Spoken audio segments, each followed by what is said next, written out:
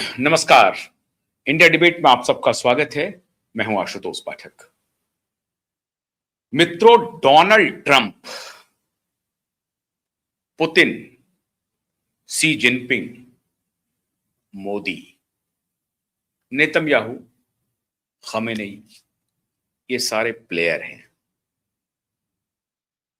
लेकिन आज जो मैं चर्चा करने जा रहा हूं उससे ट्रंप की एक प्रकार से समझिए कि उनकी जो सारी बिसात है वो फेल हो जाएगी और ट्रंप हाशिए पर चला जाएगा। लेकिन कुछ सवाल ऐसे हैं जो भारत को भी गंभीरता से एक भारतीय होने के नाते भी पूछना चाहिए, भारत सरकार से पूछना चाहिए और सरकार को भी बड़ी प्रतिबद्धता के साथ विचार करना चाहिए।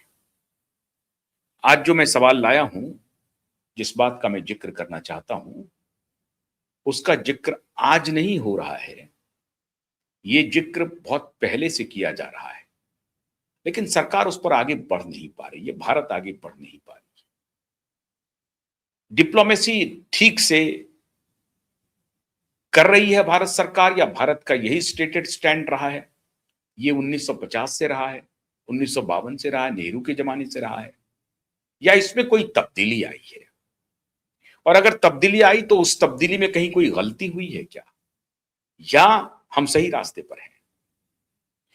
आज चर्चा कर रहे हैं ट्रॉयका की, जिस ट्रॉयका को एक बार फिर से पुनर्जीवित करने की बात हो रही है, और फिर से वही देश जिसने ट्रॉयका का सबसे पहले कंसेप्चुअलाइज किया कि ऐसा हो सकता है अगर हम लोग पड़ोसी देश और जो पावरफुल देश हैं वो अगर किसी एक की जो हेजिमनी है, यूनिपोलर वर्ल्ड जो बनाना चाह रहा है, अगर उसको चुनौती देना है तो हमें इस रास्ते को अख्तियार करना चाहिए।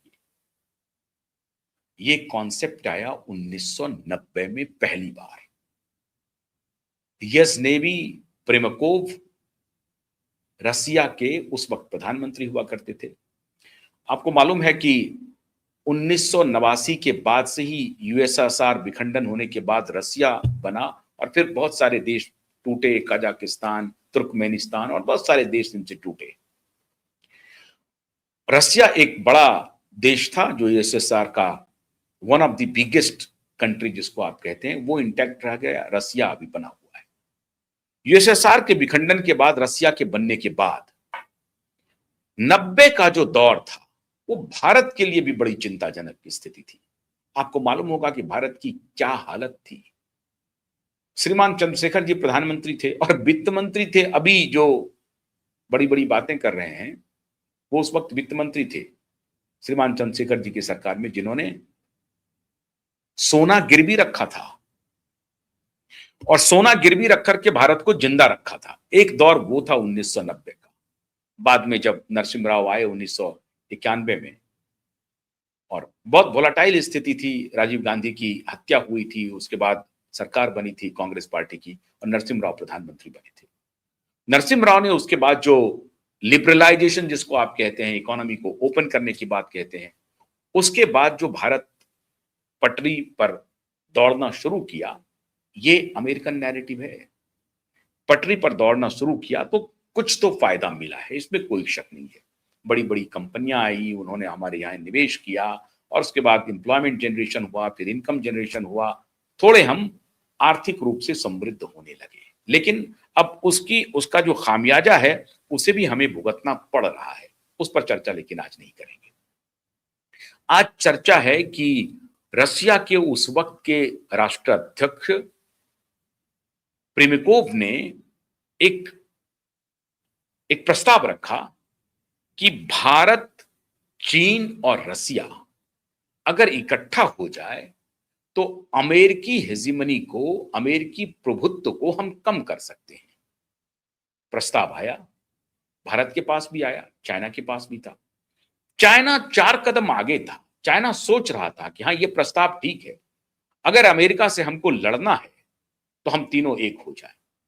एक बात समझिए, पूरी दुनिया की प्राचीन सभ्यताओं में अगर भारत सनातन सभ्यता अति प्राचीन है, लाखों वर्ष का इतिहास हमारे सनातनी कहते हैं कि हमारा है, तो जो नोन सभ्यता के इतिहास से हिस्टोरिकली जो उपलब्ध है, कुछ कल्पना में भी हो सकती है, कुछ और साक्ष्य में जा सकते हैं आप, कार्बन डेटिंग करते जाएं तब जाकर के हम हमें पता चलेगा कि हम कितने प्राचीन हैं। लेकिन नोन सभ्यताओं में चाइना की सभ्यता भी हमसे कमजोर नहीं है, बड़ी प्राचीन सभ्यता है चाइना की। और ये दोनों पड़ोसी देश हैं, तो दो प्राचीन सभ्यता एक साथ मिलकर के काम कर सकते हैं। दोनों पॉपुलस स्टेट है, जनसंख्या की हिसाब से पूरी दुनिया में ये दोनों स्टेट सबसे आगे है। और अगर ये दोनों मिल जाए तो मिराकल हो सकता है, कमाल का काम हो सकता है। लेकिन एक नैरेटिव है जो चाइना को अविश्वासी की श्रेणी में रख दिया है। और लोग कहते हैं कि ये सीआईए का बहुत बड़ा प्लान है, जो 1950 से ही भारत के बनने के बाद से, 1947 के बाद से ही सीआईए एक्टिव हो गया था, सेकेंड वर्ल्ड वॉर के बाद। और भारत में एक वर्ग को उन्होंने तैयार किया जो चाइना के खिलाफ हमेशा स्टैंड लेता रहे और चाइना को इंपीरियलिस्ट बताया जाए। चाइना ने कुछ धोखे किए भी। हमारे प्रथम प्रधानमंत्री नेहरू जी ने कोशिश की थी, चाइनीज के ऊपर एकदम से ब्लाइंड फेथ किया था, लेकिन 1962 के युद्ध के बाद कहते हैं कि नेहरू उस सदमे को बर्दाश्त भी नहीं कर पाए। ये कांग्रेसी नैरेटिव है, मुझे नहीं मालूम कि सच्चाई क्या थी उनकी मृत्यु के पीछे, लेकिन एक नैरेटिव है कि पंडित नेहरू उस सदमे को बर्दाश्त नहीं कर पाए जिस तरह से चाइना ने धोखा दिया भारत के साथ। उसके बाद से जो एक विश्वास का माहौल था भारत और चाइना के बीच, वो खत्म हो गया। और फिर धीरे धीरे आप कह सकते हैं कि सीआईए का स्टूज, सीआईए का काम भारत को चाइना से दूर करता चला गया। और इतने दूर हो गए कि अविश्वास का वातावरण पैदा हो गया। 1965 में फिर पाकिस्तान से युद्ध हुआ, उसमें भी उन्होंने दबी तरीके पीछे से पाकिस्तान को मदद किया था, हालांकि उसमें हमने धूल चटा दी। फिर 71 का वॉर हुआ तो फिर उसमें न्यूट्रल रहे और फिर हमने पाकिस्तान को धूल चटा दिया। लेकिन अविश्वास का वातावरण बना रहा चाइना और भारत के बीच में। अब इस अविश्वास के वातावरण को रूस के राष्ट्रीय अध्यक्ष प्रेमिकोव ने कहा कि हम सभी आ सकते हैं, और उस वक्त जो चाइना के राष्ट्रपति थे ली शू, उन्होंने भी कहा, उनके भी तरफ से ये प्रस्ताव आया कि हाँ, हम सभी एक हो सकते हैं।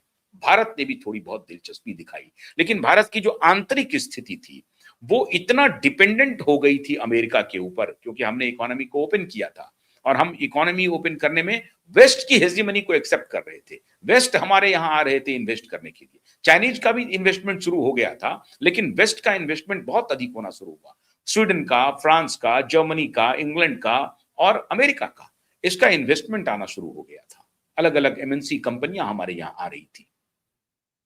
तो वो समय कालखंड ऐसा नहीं था कि हम यकायक वेस्ट से अपना रिश्ता तोड़ दें, लेकिन ये कहीं ना कहीं दिमाग में रही बात।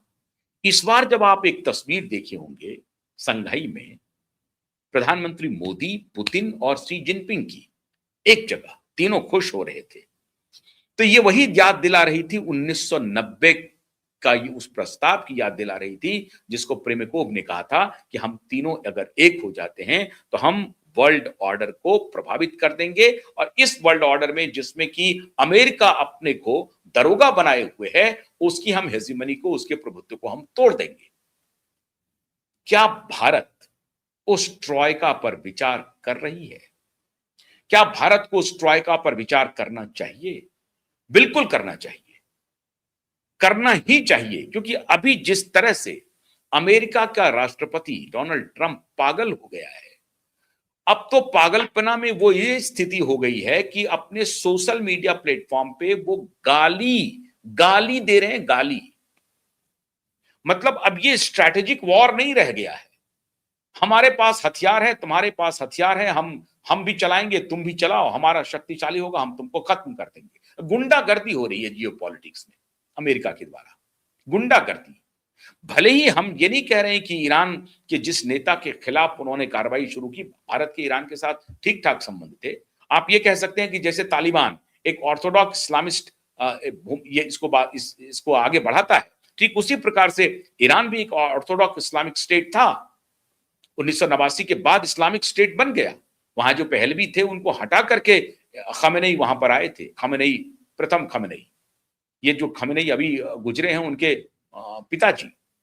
तो पहले खमेनेई गए, पिताजी नहीं, उनके उनके उनके शागिर्द, उनके गुरु, वो खमेनेई पहले खमेनेई थे। तो उन्होंने 1989 में जो इस्लामिक स्टेट की स्थापना की, तो उनसे आप कह सकते हैं कि कट्टरता ऑर्थोडॉक्स के खिलाफ भारत भी है, लेकिन इस्लाम के खिलाफ भारत नहीं है, क्रिश्चियनिटी के खिलाफ भारत नहीं है। तो जिसको जो धर्म मानने का है वो माने। भारत तो सनातन का समर्थक है। भारत नहीं चाहता है कि हम किसी भी धर्म से बिना वजह हम उससे वैमनस्यता मोल लेकर के रखें और उसको आगे बढ़ाएं। तो भारत के ईरान से रिश्ते खराब नहीं थे। अभी जो अब स्थिति ये हो गई है कि अमेरिका जिस तरह से एक गुंडा की तरह आगे बढ़ रहा है, खासतौर से डोनाल्ड ट्रंप, वैसी परिस्थिति में उसको कोई चेक करेगा क्या? उस तस्वीर ने बहुत हद तक चेक किया था और उस तस्वीर के बाद ये इतना पागल हो गया कि इसने कहा कि हम 500% का टैरिफ लगा देंगे भारत के खिलाफ। बल्कि यह भी प्लॉट हुआ कि भारत के प्रधानमंत्री नरेंद्र मोदी को एलिमिनेट करने की भी चर्चा आई कि सीआईए इस पर भी काम कर रहा है कि वो इंडिया के प्राइम मिनिस्टर को एलिमिनेट कर दे, मतलब उनकी हत्या करवा दे। इसकी भी चर्चा हुई क्योंकि ये तस्वीर उनको बर्दाश्त नहीं हो रही थी। ये 1900 भारत के बनने के बाद से जिस पर सीआईए काम कर रहा हो, जिस पर अमेरिकी डीप स्टेट काम कर रहा हो, उसको ये तस्वीर कैसे पसंद आएगी कि चाइना, रसिया और भारत इकट्ठा हो रहा है। ये तीनों सुपर पावर हैं और बहुत सारे क्षेत्र में सुपर पावर हैं। जहां टेक्नोलॉजी के मामले में भारत आगे बढ़ सकता है, चाइना आगे बढ़ सकता है, रसिया आगे बढ़ सकता है, ये तीनों किसी से कम नहीं है। इंटेलिजेंस के मामले में कुछ भी कर सकते हैं और पॉपुलेशन इनका बोनांजा है, चाइना का भी और भारत का भी। लेकिन अब दो पॉपुलस स्टेट आपस में व्यापार कैसे करेंगे? रसिया की उसमें क्या भूमिका होगी? रसिया के पास इस दोस्ती के लिए उनके प्लेट में क्या है उनके प्लेट में बहुत बड़ा चीज है। उनके प्लेट में तो एनर्जी है साहब, तेल है, गैस है, डिफेंस है, हर चीज है। तो रसिया के भी प्लेट में बहुत कुछ है, चाइना के भी प्लेट में बहुत कुछ है, भारत के भी प्लेट में बहुत कुछ है। तो ये ट्रॉयका बन सकती है और अगर 36 साल पहले इसकी योजना बनी तो 36 साल बाद भी बन सकती है। स्थिति वही है। 1990 में जॉर्ज हर्बर्ट डब्ल्यू बुश थे अमेरिका के राष्ट्रपति। क्या हुआ था उस दौरान? इराक युद्ध की शुरुआत किसने करवाई? ये अमेरिका थे। झूठा प्रोपेगेंडा किया और इंग्लैंड जो उनका स्टूज था, लेबर पार्टी का उस वक्त का नेता टोनी ब्लेयर, बाद में उन्होंने माफी मांगी कि इराक में हमने जो आधार बना करके आक्रमण किया वो आधार गलत था। क्या आधार बनाया था? कि इराक के पास जैविक हथियारों का जखीरा है और सद्दाम हुसैन पूरी ह्यूमैनिटी के लिए खतरा है। सिर्फ उनका एजेंडा सिर्फ ये था कि सद्दाम हुसैन को विलेन बना करके इराक के तेल को कब्जा किया जाए। वो कब्जा कर लिया अमेरिका ने, बहाना बना लिया कि इराक हुसैन के पास सद्दाम हुसैन के पास जैविक हथियारों का जखीरा है, जिसको बाद में टोनी ब्लेयर ने पब्लिकली कहा, माफी मांगा, अपोलोजाइज किया पूरी दुनिया से कि हमने वो गलत काम किया था। आज उसी के आधार पर कीर स्टारमर कह रहे हैं कि ये हमारा युद्ध नहीं है, ईरान के साथ जो इजराइल और अमेरिका का युद्ध चल रहा है, that is not my war. यही बात ऑस्ट्रेलिया के प्रधानमंत्री कह रहे हैं और यही बात फ्रांस के राष्ट्रपति कह रहे हैं, इमैनुअल मैक्रों कह रहे हैं, जर्मनी के भी चांसलर कह रहे हैं कि ये युद्ध मेरा नहीं है। इंटरेस्टिंग बात मित्रों ये है कि क्वाड एक तरफ तो ये ट्रॉयका बढ़ने की तरफ एक कदम ऐसा लगता है कि ये फिर से मरमरिंग शुरू हुई है और प्रधानमंत्री मोदी, शी जिनपिंग और पुतिन की जो वो तस्वीर है वो इस तरफ इशारा भी कर रही है कि अंदर खाने कुछ ना कुछ बड़ी खिचड़ी पक रही है, क्योंकि ये यूनिपोलर वर्ल्ड नहीं हो सकता है। अगर बायपोलर नहीं हो तो मल्टीपोलर तो हो ही जाए, और अगर मल्टीपोलर नहीं हो तो बायपोलर हो जाए, और बायपोलर में एक तरफ एक गुट हो, एक तरफ अकेला अमेरिका हो। कैसे अकेला अमेरिका होगा वो मैं बताता हूं। क्वाड के मेंबर भारत भी हैं, जापान भी हैं, ऑस्ट्रेलिया भी हैं और अमेरिका भी है। यही क्वाड की सदस्यता की वजह से वो ट्रॉयका आगे नहीं बढ़ पा रही है। क्योंकि चाइना का कहना है कि जापान भी हमारा दुश्मन है। मतलब एक प्रकार से दुश्मनी है चाइना और जापान की का युद्ध आप सबको मालूम है, ये परंपरागत रहा है। तो चाइना और जापान के बीच में दुश्मनी है और उधर अमेरिका से वो बिल्कुल हथियार लेकर के खड़े हैं उनके खिलाफ। व्यापारिक व्यापारिक पार्टनर हैं, लेकिन अमेरिका से उनकी दूरी है। तो भारत एक ऐसे ग्रुप का मेंबर है जो एशियन कॉन्टिनेंट में ऑस्ट्रेलिया, जापान, अमेरिका के साथ भारत है। अब ये उनको खलता है, चाइना को, ये रशिया को भी खलता है कि भाई हम तीनों आदमी इकट्ठे हो सकते हैं और इसमें कल जाकर के ऑस्ट्रेलिया को भी ले लेंगे, जापान को भी ले लेंगे, लेकिन पहले हम तीनों तो इकट्ठा हों। लेकिन भारत क्या किया हुआ है, चाइना को, चाइना पर विश्वास चूंकि कम है, इसलिए चाइना को एक प्रकार से एक पैर पर खड़ा करने के लिए इन्होंने क्वाड की सदस्यता ले ली और उधर अमेरिका आ गए, इधर जापान और ऑस्ट्रेलिया के साथ मिल गए। है ये व्यापारिक संगठन, लेकिन क्वाड में आ गए। अब ये चाइना को खल रहा है। तो जियोपॉलिटिक्स ऐसा है कि भारत खुद को किसी गुट में नहीं रखना चाहता है, गुट निरपेक्ष बने रहना चाहता है। लेकिन गुट निरपेक्ष बने रहने से क्या भारत का हित हो रहा है, या भारत को टू सम एक्सटेंट कुछ गुटों के साथ थोड़ा लेनियंट बनना पड़ेगा, थोड़ा करीब आना पड़ेगा और कुछ ग्रुप से थोड़ा दूर होना पड़ेगा।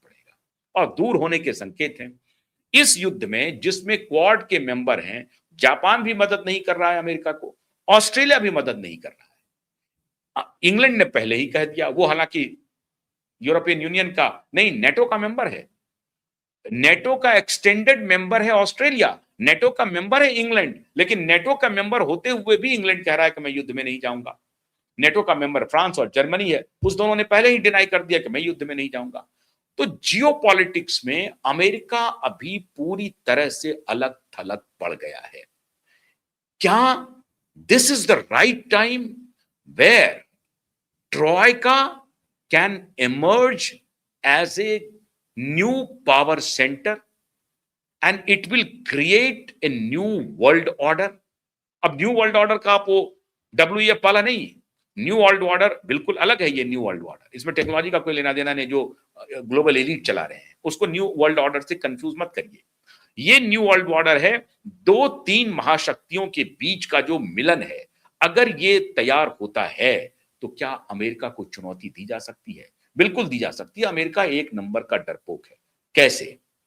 कम से कम 8 से 10 डेडलाइन डोनाल्ड ट्रंप ईरान को दे रहा है कि कल तक करोगे नहीं तो हम तुमको तबाह कर देंगे, अगले 5 दिन में नहीं करोगे तो हम तुमको तबाह कर देंगे। 6 अप्रैल तक का डेडलाइन दिया था, उसको बढ़ा करके और करना चाहता है। अभी वो खुद ही कह रहा है कि ईरान हमसे निगोशिएट करने के लिए मरा जा रहा है, इसलिए हम 45 डेज का सीज फायर भी अनाउंस कर सकते हैं। फिर 45, और अब ईरान को यह भरोसा नहीं है क्योंकि ये सीज फायर की बात कहता है और एकाएक हमला कर देता है।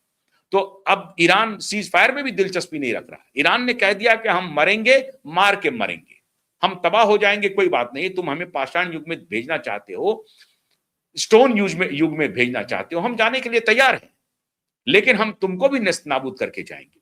जितने हमले ईरान पर हो रहे हैं और डोनाल्ड ट्रंप अपनी पीठ थपथपा रहे हैं, नेतन्याहू अपनी पीठ थपथपा रहे हैं, उससे कमतर हमले ईरान नहीं कर रहा है। लगातार इजराइल के तमाम शहर ईरानी हमले के जद में है।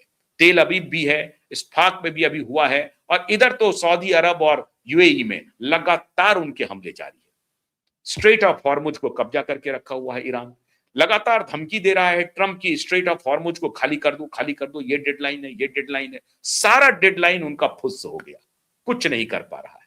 अब उनकी प्लानिंग है कि हम ऑन दी ग्राउंड अपनी सेना को उतार दें।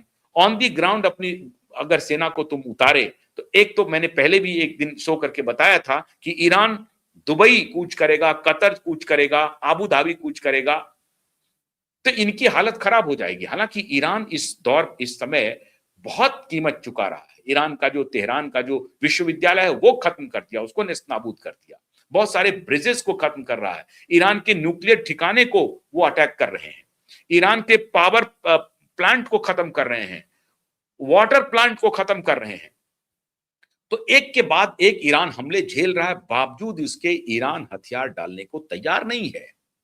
और अमेरिका को लग रहा है कि ईरान जैसा अदना देश अगर हमें परेशान करके रख दिया है और जैसे जैसे ये वॉर एस्केलेट करेगा, ये 39 ट्रिलियन डॉलर का जो डेट है अमेरिका का, वो और बढ़ता जाएगा, वो कमाई नहीं होगी। और उधर उनका जो स्टॉक एक्सचेंज है वो डाउनवर्ड ट्रेंड में जा रहा है। ऐसी परिस्थिति में उनके जो 500 फॉर्च्यून कंपनी है, S&P स्टैंडर्ड एंड पुअर जो 500 है, उन्होंने उनके खिलाफ मोर्चा खोल दिया है कि भैया इस वॉर को कब तक चलाओगे?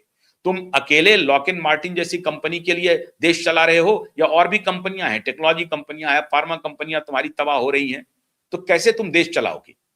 तो उधर उनके खिलाफ स्ट्रीट पे डिमॉन्स्ट्रेशन हो रहे हैं। अब उनकी स्थिति ये हो गई है कि न माया मिली न राम। अगर वो ईरान वॉर में, हालांकि धीरे धीरे वो भूमिका बना रहा है, वो कह रहा है स्ट्रेट ऑफ हॉर्मुज मेरा लुकआउट नहीं है, हमको नहीं चाहिए, जिनको स्ट्रेट ऑफ हॉर्मुज से ईंधन लेना है, जो उनका ऑयल वेसल्स है, वो देश जाकर के लड़ाई करे। ये इशारा है कि अब हम धीरे धीरे भाग रहे हैं, रण छोड़ रहे हैं। ये इशारा है डोनाल्ड ट्रंप का कि स्ट्रेट ऑफ हॉर्मुज को हम बचाने नहीं जाएंगे, हम ईरान पर हमला करेंगे। अरे भाई, स्ट्रेट ऑफ हॉर्मुज में फ्रांस के वेसल्स पड़े हुए हैं, दुनिया भर के वेसल्स पड़े हुए हैं, एशियन कॉन्टिनेंट के वेसल्स पड़े हुए हैं, उनको बचाएगा कौन?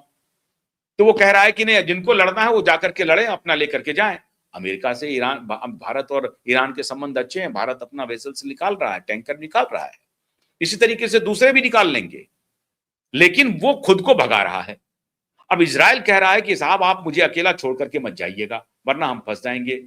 तो ये वियतनाम की स्थिति होने वाली है और डोनाल्ड ट्रंप राष्ट्रपति निक्सन के पेज में पहुंच चुके हैं।